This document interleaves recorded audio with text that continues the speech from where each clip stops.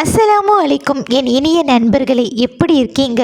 நாங்கள் சூப்பராக இருக்கோம். நீங்களும் நல்லா இருக்கணும். Welcome to my vlogs Tamil channel.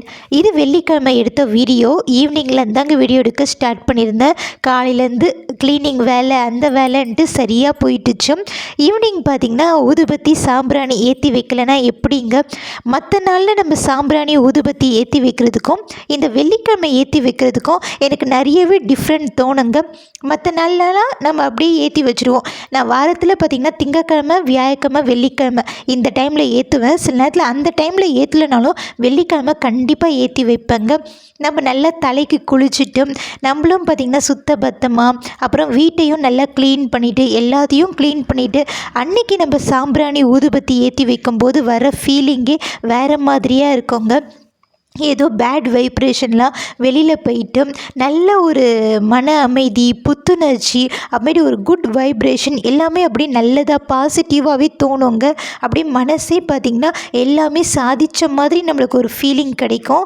எனக்கு அப்படி தாங்க இருக்கும். அப்புறம் பார்த்திங்கன்னா இப்போ வீடே நல்ல ஒரு சூப்பராக மாறிடுச்சுங்க. எனக்கு ஃபஸ்ட்லாம் ஒத்துக்காதுங்க இந்த ஸ்மெல்லு. ஆனால் இப்போல்லாம் பார்த்திங்கன்னா இந்த ஸ்மெல் வரும்போது அப்படியே மனசு அமைதியாக மாறிடுது.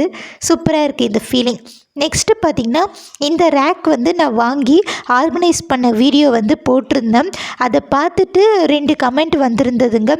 இதை எங்கே வாங்குனீங்க, எவ்வளோக்கு வாங்குனீங்க அப்படின்ட்டு. இது வாங்கி நாங்கள் ஒரு 2 வருஷம் ஆயிடுச்சுங்க. செகண்ட் ஹேண்டில் தான் வாங்கியிருந்தோம். இதை எங்கள் கடையில் வச்சு நாங்கள் யூஸ் பண்ணிகிட்டு இருந்தோம். இப்போ தான் வீட்டுக்கு எடுத்துகிட்டு வந்திருக்கோம். இது பார்த்திங்கன்னா நாங்கள் வேலூர் மார்க்கெட்டில் தான் வாங்கியிருந்தோம். செகண்ட் ஹேண்ட்லாம் விற்பாங்கள்ல, அந்த கடையிலையே நீங்கள் பார்த்து வாங்கிக்கலாம். செகண்ட் ஹேண்ட் அப்படின்றதால நம்மளுக்கு 2500 ரூபாய்க்கு வந்திருந்தது. 2600 ரூபாய் சொல்லியிருந்தாங்க. நாங்கள் ஒரு 200 ரூபாய் கம்மி பண்ணி 2400 ரூபாய்க்கு வாங்கியிருந்தோங்க. இதுதான் அந்த டீட்டெயில்.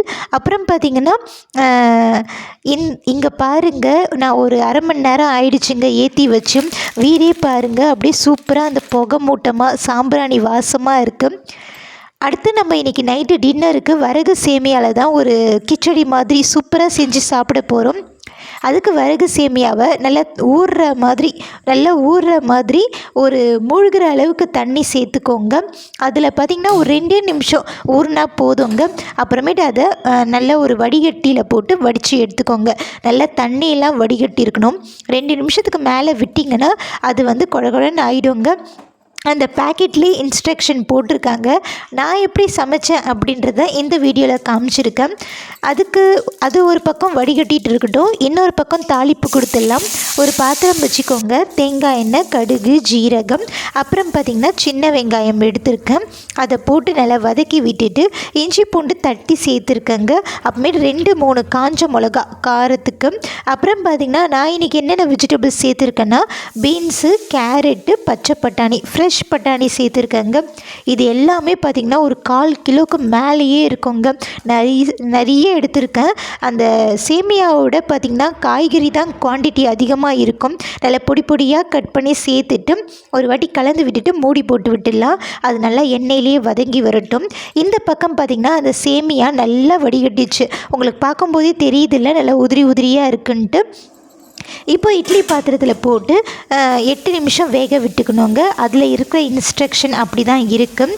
நெக்ஸ்ட்டு இப்போ இந்த காய்கறியும் நல்லா வதங்கிடுச்சு. இதில் மஞ்சள் தூள், மிளகாய் தூள், கொஞ்சோண்டு தனியாத்தூள் சேர்த்து வதக்கி விட்டுட்டு ஒரு அரை டம்ளர் தண்ணி சேர்த்துக்கிறேங்க. காய்கறி முழுகிற அளவுக்கு சேர்க்க வேணாம், அதை விட கம்மியாகவே சேர்த்துக்கோங்க. அப்போ தான் நம்மளுக்கு க்ரன்ச்சியாகவும் இருக்கும், வெந்தும் இருக்கும். நான் கடைசியாக தான் உப்பு சேர்த்துக்கிறேன். ஏன்னா நம்ம பட்டாணிலாம் போட்டிருக்கோம்ல, அது சீக்கிரமாக வேகணுன்னா கடைசியாக உப்பு போட்டுக்கோங்க. இப்போது 8 நிமிஷம் கழித்து நான் ஓப்பன் பண்ணுறேன். அந்த சேமியா நல்லா ஆறின பின்னாடி இந்த மசாலாவில் போட்டு கிண்டி எடுத்துக்கோங்க. நல்லா புகை வந்த பின்னாடி ஆஃப் பண்ணிவிடுங்க. இது சாப்பிட்றதுக்கு உண்மையாலுமே நம்மளுக்கு பிரியாணி சாப்பிட்ற ஃபீல் வந்திருந்ததுங்க. சூப்பராக இருந்தது டேஸ்ட்டு. இதை நீங்கள் பிரேக்ஃபாஸ்ட்டுக்கு, லஞ்சுக்கு, டின்னருக்கு கூட செஞ்சு சாப்பிட்லாம். அந்தளவுக்கு ஒர்த்துங்க. இது நல்ல பசி தாங்குதும் கூட. நம்ம வெஜிடபிள்ஸ் நிறைய சேர்த்துருக்கிறதால நம்மளுக்கு ரொம்ப ரொம்ப ரொம்ப ஹெல்த் பெனிஃபிட்ஸுங்க. நீங்கள் இதை தாண்டி வேறு எது வேணாலும் சேர்த்துக்கலாம் வெஜிடபிள்ஸ். கண்டிப்பாக சூப்பராக இருக்கும்.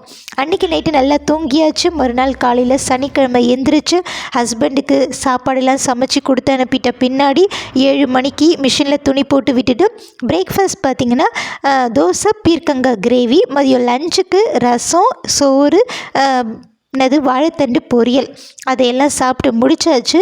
ஈவினிங் காஞ்ச துணியையும் மடித்து வச்சாச்சு. அப்புறம் நைட்டு ஹஸ்பண்ட் வரும்போது சில பொருட்கள்லாம் வாங்கிட்டு வர சொல்லியிருந்தேன். அதை வச்சு என்ன சமைக்கிறேன்றதை நாளைக்கு வீடியோவில் பார்க்கலாம். பாய். சப்ஸ்கிரைப் பண்ணுங்கள்.